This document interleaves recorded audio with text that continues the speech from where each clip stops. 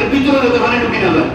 আপনি জোরে পানি দিলে ভিতরে ঢুকে যেতে পারে, নাকের ভিতর মাথায় আপনার শ্বাস দেওয়া হয়ে যেতে পারে, তাহলে পানি ভিতরে ঢুকে যাবে। কিন্তু এই জন্য নাকের ভিতর দিয়েও গলার মধ্যে পানি দেওয়ার সম্ভাবনা আছে, এই জন্য পানি দেওয়ার সময় সতর্ক থাকবে। তারপর মুখমণ্ডল দ্বৈত করব। এবার মুখমণ্ডল বলতে চুলের গোড়া, নাক, কানের লতি, গোড়া পর্যন্ত। এটা দাড়ির নিচের তুত্তি, এটাকে তুত্তি বলে, তুত্তির নিচ পর্যন্ত, অর্থাৎ দাড়ির নিচের গোড়া পর্যন্ত। ওদিকে চুলের গোড়া, এদিকে দাড়ির নিচের গোড়া, তুত্তির নিচ পর্যন্ত, কানের লতি দোনোটা পর্যন্ত, একদম পুরো মুখটার নাম হলো মুখমণ্ডল। এটাকে পরিপূর্ণ রূপে দৌত করা ওযুর 4 ফরজের মধ্যে এক ফরজ। হাত ধোয়া, কুলি করা, গড়গড়া করা, নাকে পানি দেওয়া, এগুলা সুন্নাত আর মুস্তাহাবের মধ্যে।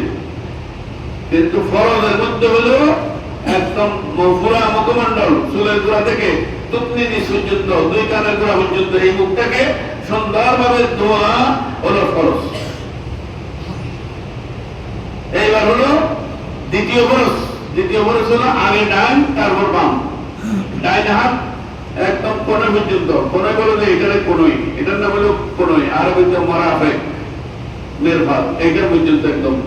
এটার ডাইন হাত, বাম হাত, 2 হাতের কোণে পর্যন্ত ভালোভাবে দৌত করা দ্বিতীয় ফরজ। ওযুর ফরজ একটা মুখমণ্ডল ভালোভাবে দৌত করা। 2 নাম্বার তারাই ছেড়ে তুমি ভালো করে খেয়াল করো, আর তুমি ভালো করে খেয়াল করো। আরেকদিন বলতে হবে, আজকে মনে হলে সুবিধা নেই, মনে নাই আর কি, শিখছে, ভুলে গেছে। এই দ্বিতীয় নম্বর হলো কোন পর্যন্ত 2 হাত ভালো করে দৌত করা। তৃতীয় নম্বর হলো এখানে একটু আমাকে অবশ্যই পাগড়ি করতে হবে। পাগড়ির উপরে মাসে হবে না, পাগড়ির উপরে মাসে হবে না, পাগড়ির উপরে মাসে হবে না। কেউ পাগড়ির উপরে এরকম মার দিলে হবে না, মাথা মশে, পাগড়ি মশে নয়। এই জন্য পাগড়ি খুলে ফেলতে হবে। দেখবেন অনেক মানুষ আছে পাগড়ি না খুলি পাগড়ি লড়ে যাবে, যে এর ভিতরে একটু করে মারি দিছে, এটা পরিপূর্ণ নয়, এটা সঠিক নয়। কারণ ওই যে কোসেরটা বলছে 4 ভাগের 1 ভাগের কথা আছে, তো ফরজ হলো 4 ভাগের 1 ভাগ। এই মাথার ভিতরে দুলিরে হাত ঢুকাই দিয়ে দিলে মাথা মশে হবে, 4 ভাগের 1 ভাগ ফরজ আদায় হবে, কিন্তু পরিপূর্ণ হবে না।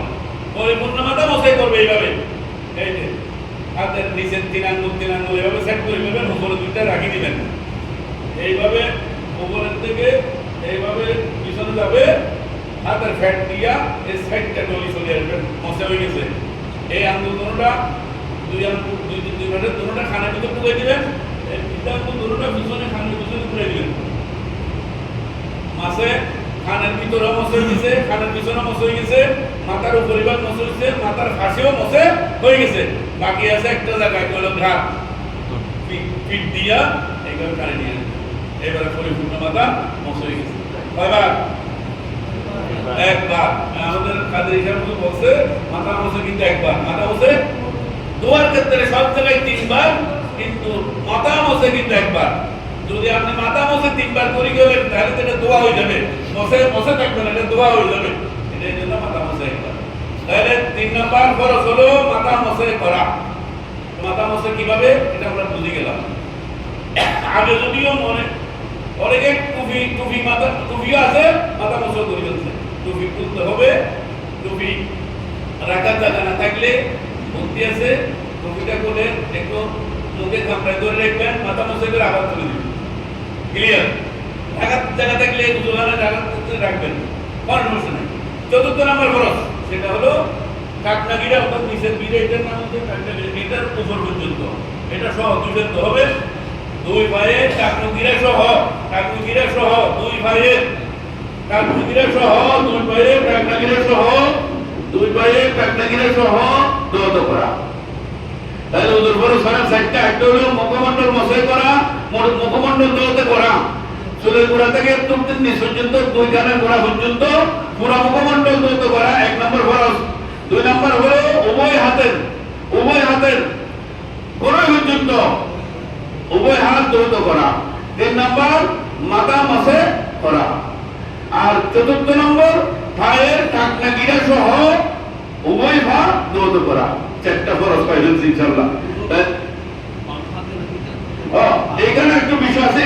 কিন্তু পরের ইয়াতে আছে, এই জন্য আমি বলি নাই। সেটা হলো প্রত্যেক অঙ্গ বন্ধ করার সময় ডান দিক থেকে শুরু করবে। ডানটা আগে তুমি, বাঁটা পরে, ডান আগে বাম পরে। আর হাতের দেওয়ার সময় হাতের যে আঙ্গুলের ভিতরে এই যে এখানে ফাঁক আছে না, এগুলো একটু ক্লিয়ার করে দিবে হাত দেওয়ার সময়। ফার ক্লিয়ার করবে, ফা ক্লিয়ার করার সময় খেয়াল রাখতে হবে, ক্লিয়ার করার সময় বামাতে ক্লিয়ার করবে, ডানাতে পানি দিবে, বামাতে ক্লিয়ার করবে। আর ফা ডলার সময় আপনি ডলি দিবেন, বামাতে ডলবেন, ডানাতে পানি দিবেন, বামাতে ডলবেন। কারণ ফা মধ্যে ডানা ব্যবহার করবেন, বামা ব্যবহার করবেন। এটার একটা আদব, ডানের একটা সম্মান বেশি, বামের সম্মান কম, এই জন্য ওখানে হিসাব করবেন। এখন আমি এর পরের দাম আলোচনা করলে আপনার সব ক্লিয়ার হয়ে যাবে। এরপরে কোনো কষ্ট থাকলে পরে করবেন, ওই জন্য অসুবিধা নেই। ওদের পরে চারটা বেশি, ওদের সুন্নত আছে।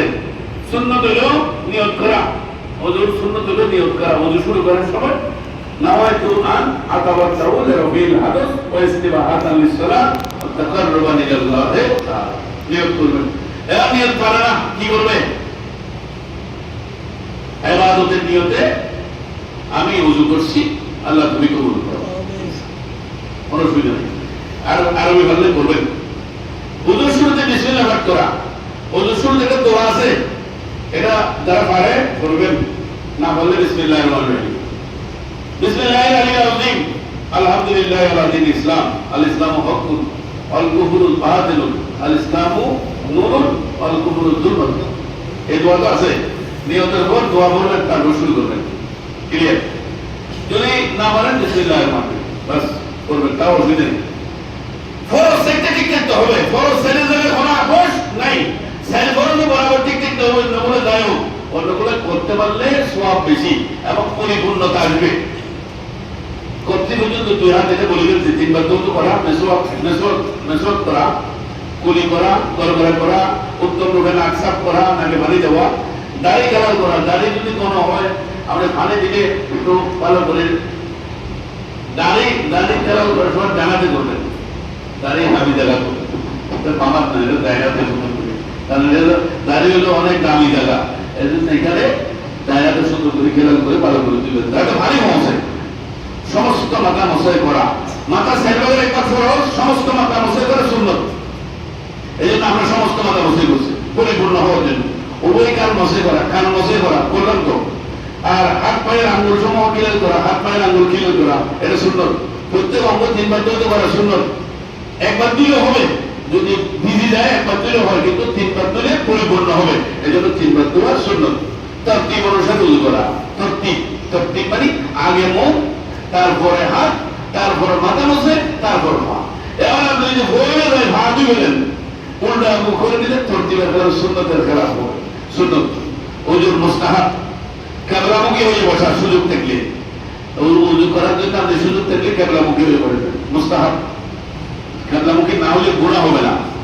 যে ইমাম সাহেব কিবলামুখী না হয়ে উযু করে ফেলছে, এখন ইমাম সাহেব দেখছে যে কিবলামুখী না হয়ে উযু করছে, উযুরে কিবলামুখী না হয়ে উযু করছে, উযুর ভিতরে কি নামাজ হবে? এটা মুস্তাহাব, এটা নিয়ে উযু করা যাবে না, হতে পারে। ডান দিক থেকে উযু আরম্ভ করা, আলী সাহেবের উত্তর আছে গেছে, সব খাস ডান দিক থেকে শুরু করা। ডান হাতে পানি দিয়ে বাম হাতে নাক সাফ করা, ডান হাতে পানি দিয়ে বাম হাতে সাফ করবে, যেটা আমি বলে দিচ্ছি। গাল মশাই করা মুস্তাহাব, গাল মশাই করা। মাথা মশাই করার সাথে গাল মশে, মাথা গাল তো মাথা নয়, গাল মাথা নয়, কিন্তু এটা মুস্তাহাব, এই জন্য মাথা মশাইয়ের সাথে একসাথে হয়ে যাবে। প্রত্যেক অঙ্গ ভালোভাবে মালিশ করা, প্রত্যেক অঙ্গ ধোয়ার সময় একটু মালিশ টালিশ করে দেওয়া, যাতে এটা মুস্তাহাব, পানি যাতে ভালোভাবে পৌঁছে। ওযুর সময় কথা না বলা, ওযু করার সময় কারোর সাথে কথা না বলা। আবশ্যিক পরিমাণ পানি খরচ করা, যতটুকু পানি লাগবে যতটুকু কতটুকু খরচ করা। একবার আপনি পানি পাইছেন বলে এই যে ইচ্ছা মতো পানি ঢালি ফেলবেন এটা না। আর ওযুখানায় ট্যাপে পানি আর কি, তো আপনি ট্যাপে তো কমও থাকতে পারেন, বেশিও থাকতে পারেন। আপনি সারার সময় একটু এমন ভাবে সারবেন যাতে পানি অপচয় না হয়। আবার আপনি সারা দিলেন ফুল করি, আপনি ব্যবহার করলেন 2 বোতল না, ওইখানে ফুলে গেল 10 বালতি, তাহলে আপনি এখানে তসরুফ করলেন। এটা কিন্তু অতিরিক্ত পানি নষ্ট করা হবে। তো পানি নষ্ট করা যাবে না, এটা হলো সুন্নতের খেলাফ। তারপরে হলো ওযু শেষে যদি আপনি পাত্র করে ওযু করেন, চৌকি করি বা কোনো খাওয়ার পাত্র দিয়ে ওযু করেন, ওযু করার পর কিছু পানি বাঁচি গেছে, ওই পানিটা দাঁড়িয়ে পান করা, এটা মুস্তাহাব। পান করতে হবে বাধ্যতামূলক না, এটা মুস্তাহাব। দুইটা পানি দাঁড়িয়ে পান করবে, একটা হলো ওযু করার পর যে পানি বাঁচবে ওটা পান করতে চাইলে দাঁড়িয়ে পান করবে, জমজমার পানি দাঁড়িয়ে পান করবে, এই দুটো পানি হলো দাঁড়িয়ে পান করবে মুস্তাহাব। প্রত্যেক অঙ্গ দেওয়ার সময় বিসমিল্লাহ পড়া, প্রত্যেক অঙ্গ দেওয়ার সময় বিসমিল্লাহ পড়া আলাদা করে। ওযু শেষে দরুদ শরীফ পড়া, আল্লাহুম্মা সাল্লি আলা সাইয়্যিদিনা মুহাম্মদ ওয়া আলা সাইয়্যিদিনা মুহাম্মদ ওয়া বারিক ওয়া সাল্লিম। কলেমায়ে শাহাদাত পড়া, কলেমায়ে শাহাদাত পড়া, কলেমায়ে শাহাদাত পড়া, কলেমায়ে শাহাদাত পড়া ওযু শেষে। আর ওযু সময় কিছু কাজ করলে মাকরুহ হবে, মুখের উপর জোরে পানি মারলে, ওযু করতে জোরে পানি দিলে মাকরুহ হবে। আর বাম হাতে কুলি করা, নাকে পানি দেওয়া, বাম হাতে নাকে পানি দিলে, বাম হাতে কুলি করলে, বাম হাতে পানিটা দিলে, ডাইনে না দিয়ে বামে দিলে এটা মাকরুহ হবে। 3 বারের বেশি ওযুর অঙ্গ দুটো করা, 3 বার দুটো বলছে, আপনি এই 4 বার 5 বার 6 বার দুইতেছেন, ইচ্ছা মতো দুইতেছেন, এটা মাকরুহ হবে। নাপাক জায়গায় বসে ওযু করলে, আপনি পরিষ্কার জায়গায় না বসে একটা ময়লা জায়গায় বসছেন, আপনার ময়লার ছিটকা আপনার গায়ে রাখতে পারে, এজন্য এটা মাকরুহ। ওযু তরতিবের প্রতি খেয়াল না রাখা, ধারাবাহিকতা রক্ষা না করা, এটা মাকরুহ। দুনিয়াবি কথা বলা, ওযু অবস্থায় কথা বলতেছে, ওযু করে কথা বলে মাকরুহ। পানি অপচয় করা মাকরুহ হবে। এবার ওযু ভাঙি যাবে কখন? ওযু করলাম, সুন্নাত বুঝলাম, মুস্তাহাব বুঝলাম, কি কি করলে মাকরুহ হবে এটা বুঝে গেলাম। এবার কখন ওযু ভাঙি যাবে? প্রস্রাব পায়খানার রাস্তা দিয়ে, মলমূত্র বা যা কোনো কিছু বের হলে, প্রস্রাব পায়খানার রাস্তা দিয়ে কিছু বের হলেই ওযু ভাঙি যাবে। মুখ ভরে বমি করলে ওযু ভাঙি যাবে। ক্ষত স্থান যা আছে, ফোড়া আছে, ওদের রক্ত বা ফুল যদি ফলি গড়াই পড়ে ওযু ভাঙি যাবে। একটু বাইরে এসে মুখের মধ্যে গড়াই পড়ে নাই, ভাঙবে না, কিন্তু যদি গড়াই পড়ে, মুখে বাইরে এসে আপনি ডলা মারছেন, গড়াই গেছে, ওযু ভাঙি যাবে। আপনি তো ডলি গড়াই দিয়েছেন, এই তো ভাঙি যাবে। দাঁত বা মুখ থেকে রক্ত বের হয়ে থুতু পরিমাণ বা বেশি হলে, দাঁতের মধ্যে রক্ত বাইর হইয়া মুখে একটা মুখ ফুলে গেছে, আপনি থুতু ফেলছেন, দেহে রক্ত, ওযু ভাঙি যাবে। তাহলে সিট বা কাজ করিয়ে শুয়েছেন, এখন হেলাম দিয়ে ঘুমাই গেছেন, শুয়ে ঘুমাইছেন, ওযু ভাঙি যাবে। খাইতে শুয়েছেন, ভাঙি যাবে। হেলাম দিয়ে শুয়েছেন, হেলাম দিয়ে শুয়েছেন, কিন্তু আপনি হেলাম দেন না, এটা সোজা আপনার ঘুমের বাম আসছে, ডাক্তার খাইছেন, ওযু ভাঙবে না। কিন্তু যদি কোনো কিছু তো লাগানো ছিলেন, ওযু ভাঙি যাবে। হেলাম রুকু সিজদা বিশিষ্ট নামাজে অর্থহানি দিয়ে, এর গুরুত্বপূর্ণ। এই ছোট ছোট ছেলেরা খেয়াল করো, রুকু সিজদা বিশিষ্ট নামাজ, অর্থাৎ তারাবির নামাজ, আসর নামাজ, জোহরের নামাজ, জুমার নামাজ, এশারের নামাজ, এদিকে তারাবি চলতেছে, পিছের কাতারে কয়েকজনে কুট করে হাসি মারি দিছে, অর্থ হাসি দিছে।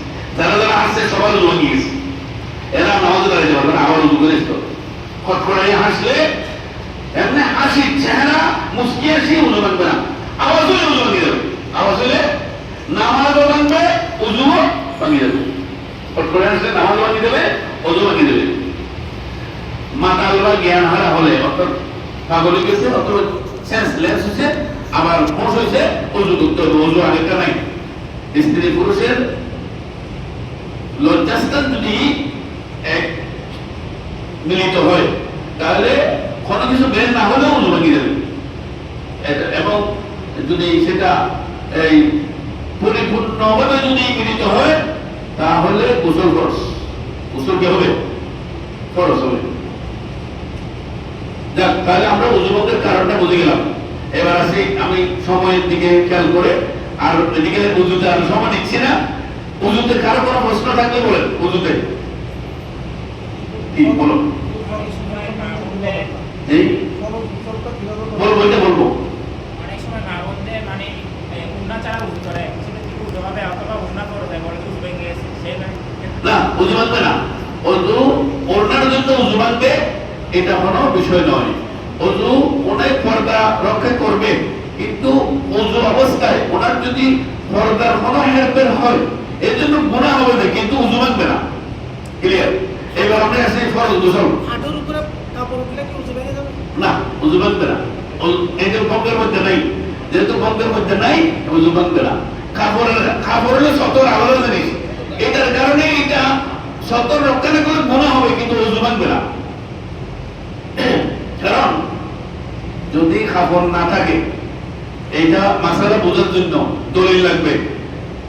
কোন মানুষের কাপড় ছিল না, গায়ে কাপড় নেই, ফরনা কাপড় নেই, একদম সে কাপড় খাওয়ার কোনো সুযোগ ছিল না, ওযু করি এই অবস্থায় নামাজ পড়লে নামাজ তো হবে। কারণ নামাজ তো খামসের অবস্থা হবে, কাপড় না থাকলে উলঙ্গ থাকলে উলঙ্গ অবস্থায় তাকে নামাজ পড়তে হবে, বসে বসে পড়বে। উলঙ্গ অবস্থায় দাঁড়িয়ে নামাজ পড়বে না, বসে বসে। ছেলে বুঝুর একটা সুন্দর কথা মনে করে দিচ্ছি, এটা এই প্রেক্ষাপটের সাথে ছিল না, সুন্দর একটা কথা বসে বসে। এখন আসেন, গোসল করে কি উজু করতে হবে? গোসল করলে কি আর উজু করতে হবে? যদি গোসলের সময় গোসল করার সময়, এটা গোসলের মাসালা আমি বলতাম, তবুও বলে ফেলি, গোসল করার সময় সুন্দরভাবে ওযু রঙ্গ করে সঠিকভাবে যদি দেওয়া হয়ে যায়, এরপরে ওযু বন্ধের কোনো কারণ না হলে আর ওযু করা লাগবে না, নামাজ পড়তে হবে, আর কোনো সমস্যা হবে না। এবার আসি গোসল। গোসলের নাম সোজা। গোসলের ফরজ হলো তিনটা। গোসলের ফরজ কয়টা? একটা হলো কি, গোসলের ফরজ হলো গড়গড়ার সাথে কুলি করা। গড়গড়ার সাথে, এখন রমজানে গড়গড়ার সাথে কুলি করা যাবে না, রমজানে গড়গড়ার সাথে কুলি করা যাবে না, স্বাভাবিক কুলি করবে। গলার বাইরে, জিহ্বার ভিতরে, বাহির প্রান্তে কুলি করতে হবে। সতর্কতার সাথে কুলি করবে, গড়গড়া করবে না। নাকে মানে নিবে সতর্কতার সাথে, কিন্তু অন্য সময় রমজানের বাইরে গড়গড়ার সাথে তিনবার কুলি করবে, গড়গড়ার সাথে তিনবার কুলি করে তিনবার নাকে মানে নিয়ে সুন্দর করে একদম নাকের ভিতরের যতটুকু পানি পৌঁছানো সম্ভব ততটুকু পর্যন্ত পৌঁছিয়ে পরিষ্কার করবে। এবং মাথার তালু থেকে পায়ের তালু পর্যন্ত সমস্ত শরীর তিনবার এমন ভাবে যত করবে যাতে শরীরের কোনো অঙ্গ প্রত্যঙ্গ কোথাও কোনো শুকনা না থাকে।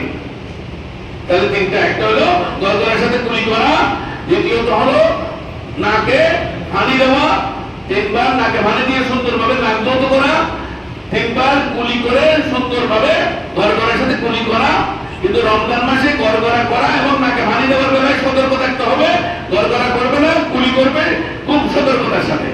আর অন্য সময় গড়গড়ার সাথে তিনবার কুলি করবে এবং নাকে পানি দিবে তিনবার, সমস্ত শরীর তিনবার এমন ভাবে ধৌত করবে যাতে করে তার শরীরের কোনো অংশ শুকনা না থাকে। এবার হলো এটা ফরজের বিষয়। ফরজের পর গোসলের সুন্নত একটু বুঝি, এখানেও অত সুন্নত আছে, তাহলে পরিপূর্ণতা আসবে। গোসলের সুন্নত হলো কবজি পর্যন্ত উভয় হাত তিনবার দোয়া, ওইটা আসি গেছে উযু। গোসলের ভিতরে আবার উযু ঢুকে গেছে, তিনবার পর্যন্ত। এবং গোসল আপনার যদি গোসল ফরজ হয়ে থাকে, গোসল যদি ফরজ হয়, লজ্জাস্থান আপনি তিনবার হাতের কবজি পর্যন্ত তুলতে হবে। কেন আগে? কারণ আপনার হাত পানিতে ঢুকানোর আগে এটা হাত দিয়ে ফেলতে হবে, কারণ ওই হাতে ময়লা থাকলে পুরো পানি নষ্ট হয়ে যাবে। এই জন্য আগে হাত ধুবেন, তারপর লজ্জাস্থান ধৌত করে ফেলবে। শরীরে কোনো জায়গায় বিশেষ জায়গায় যদি ময়লা থাকে ওইটা আগে ধুয়ে ফেলবে। শরীরে কোথাও নাপাকি লেগে থাকলে সেটা ধৌত করবে, এটা সুন্নত। গোসলের পূর্বে পূর্ণ উযু করা, গোসলের পূর্বে পরিপূর্ণ উযু করে ফেলবে। এতক্ষণ যে উযু শিখেছিলাম এজন্য উযু আগে শিখেছি, কারণ উযুটা গোসলের ভিতরে আবার আছে, পরিপূর্ণ উযু করে ফেলবে। উযুর সময় পানিতে পা ডুবানো থাকলে গোসলের উপর গা ধৌত করা। উযু করার সময়, উযুর সময় আপনি পানিতে নামিয়েছিলেন, এখন উযু তিনটা ফরজ শেষ হওয়ার পর একটু বাইরে উঠি পা আবার দিয়ে ফেলবে, শেষ। সমস্ত শরীর তিনবার ধৌত করা, এটা হলো সুন্নত। উযুর মুস্তাহাব, ওটা গোসলের মুস্তাহাব। গোসলের নিয়ত করা, নাওয়াইতুল গুসলা লিরাফিল জানাবা, একদম সংক্ষেপ, আমি পবিত্রতা অর্জনের জন্য গোসল করছি, এই নিয়ত। তারপরে কিবলামুখী হয়ে গোসল করা, যদি সুযোগ থাকে কিবলামুখী হয়ে গোসল করা। পরিমাণ পানি ব্যবহার করা, যতটুকু পানি দরকার ততটুকু ব্যবহার করা, অতিরিক্ত পানি নষ্ট না করা, শরীর ভালোভাবে কষে মেজে দ্রুত করা, কষি টসি বলা করে সাবান টাবান দিয়ে পরিষ্কার পরিচ্ছন্ন, যাতে যথাযথ আপনার মধ্যে ওরকম একটা শান্তি ফিল করতে হবে যে আমি পরিপূর্ণরূপে পবিত্র। এটা নিজের মধ্যে একটা ফিল আসবে না যে আমি এখন কোনো দিক দিয়ে আমার ময়লা নাই, তো ফ্রেশ, সে ফ্রেশ ভাবটা এনে ভালোভাবে দিতে হবে। গোসলের পর শরীর দেখে দেওয়া, গোসল করে আপনি পানি মুছে ফেললেন, তারপর চেস করলেন, তো আপনার উপরের ভাগ তো খোলা আছে, আপনি খালি গায়ে গায়ে করবেন না, খালি গায়ে গায়ে করবেন না, আপনি গেঞ্জি খুলে ফেলবেন, জামা খুলে ফেলবেন, আপনি একদম শরীর উদাহরণ করে একদম উচ্চে শরীরে সুরে স্বর্ণ নিলে বেরোবেন না, এটা নিয়ম না, এটা মানা। আপনার শরীর কেউ দেখানোর বিষয় নেই, এই জন্য আপনি কাপড় খুলে ফেলবেন, তাড়াতাড়ি শরীর ঢেকে ফেলবেন, গোসলের পর তাড়াতাড়ি শরীর ঢেকে ফেলবেন। এটা হলো গোসলের মুস্তাহাব। তাহলে আমরা মোটামুটি গোসল সম্পর্কে জানি ফেলছি। অজু গোসলের পর আরেকটা জিনিস আমাদের জানতে হবে খুব সংক্ষেপ, সেটা হলো তায়াম্মুম। কোনো মানুষ যদি কোনো বিশেষ কারণে পানি নাই, অজু করার সুযোগ নাই, গোসল করার তোমার কোনো সুযোগ নেই, পানি হওয়ার কোনো সুযোগ আপনি চাইতে